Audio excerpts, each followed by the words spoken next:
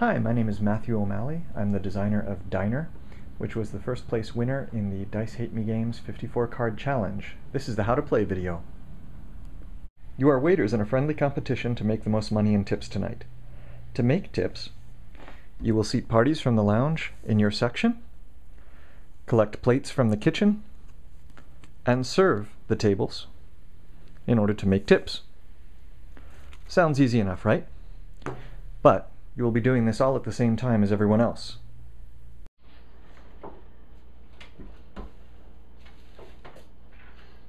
Order up! Steak, steak.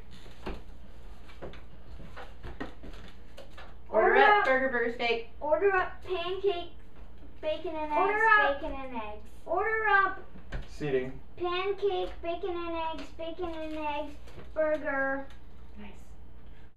Setup. In Diner, every card has a table side and a plate side. Holding the deck table side up, deal out 3 cards to each player, and then deal 3 cards into the center of the table, which will be the lounge, table side up. Take the rest of the deck, separate it into 3 relatively equal piles, put them plate side up at one end of the lounge in the kitchen. Then take the action tokens, which could be anything you'd like, sugar packets, spoons, coins. Deal 1 to each player, with an extra 1 to the player to the left of the dealer. You then pick up your cards and hold them plate side towards you. You're now ready to begin playing. Again, this is the lounge with the tables. This is the kitchen with the plates. In front of you is your section where you'll be seating tables. To the right of that is your tips. After you have served the tables, you'll move them into your tip pile. And when you have served tables, you will put the served dishes into the sink, which is the discard pile. In Diner, you do not take turns. Instead, whenever you have an action token in front of you, you can take an action. Sometimes this means that several players will be able to take actions at the same time. Sometimes all of the tokens may be in front of you, and you can slow the game down a little bit and think about what you want to do next. Play begins as soon as the dealer says, "We're open." There are 4 possible actions to take in the game. After each action, you must pass an action token to the player to your left. The first action is to draw a plate from the kitchen into your hand. You then pass an action token to your left. You can hold as many cards as you'd like in your hand. There is no hand limit. The second action you can take is to seat a table in your section. You call out "Seating!" Slide a table into your section, replace it with a new table, and pass an action token. Once they're in your section, you are the only player who can serve them.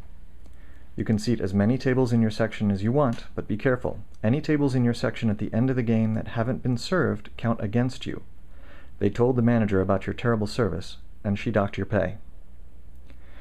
After you have slid a table into your section, make sure that you replace the tables in the lounge with a new table. You can take it from any one of the piles in the kitchen. There must always be 3 cards in the lounge available. And if you notice that someone else has forgotten to replace the card in the center, call out "Host," and that will remind them. The third action you can take is to seat a table at the counter. You call out "Counter!" Take the table, put it directly into the sink, bring out a new table into the center, and pass an action token. Remember, you will always pass an action token after your action. You might do this because none of those tables are tables that you want, or because you don't want someone else to take a particular table. The fourth possible action is to serve the table in your section. You cannot serve a table in the lounge. The table must already be in your section in order to serve it. You must have all of the plates required by that table to serve at the same time. You call out, "Order up! Salad, bacon and eggs, pancakes. Show the cards required. Put those in the sink. Move this into your tips. And finally, when you're finished, pass the action token to the next player. Remember, there are 4 possible actions. Draw a card from the kitchen, seat a card in your section, seat a card at the counter, or serve a table and move it into your tips. These can be done in any order. Any one of them can be taken as one of the actions, and when you finish taking the action, you must pass an action token to the player to your left.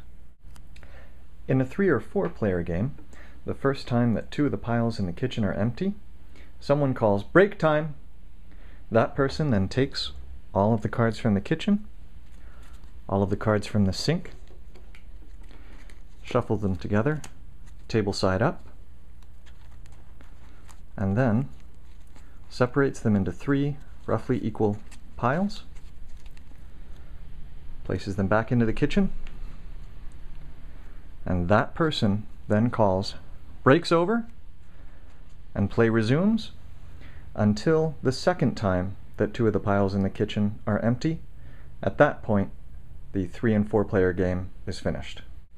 The game ends once 2 of the piles in the kitchen are empty. At that point, any player can call out, "Closing time!" Everyone must stop playing. Put all of your cards in your hand into the sink, and then you count up your tips for your points and subtract any cards in your section that you have not yet served. That's your score for the end of the game. If there are any ties, you count the number of plates on the tables you successfully served, and that will be the tiebreaker. Here are just a few strategy points you might want to keep in mind while playing Diner. Certain cards are more rare than others. The cards that are more rare are worth more in tips. So, the most common card is bacon and eggs, then pancakes, then hamburger, then salad, then steak, which is the most rare. On the tables you'll see that the cards with more rare plates are worth more in tips. Another thing to keep in mind is that if a plate is ever on one side of a card, it will never be on the table on the other side of the card. You might be able to use that in your strategy when you're trying to figure out which card to take from the kitchen and turn into a new card in the lounge. Well, I hope this was helpful. If you have any questions, contact me on Twitter @BlackOakGames, and happy gaming!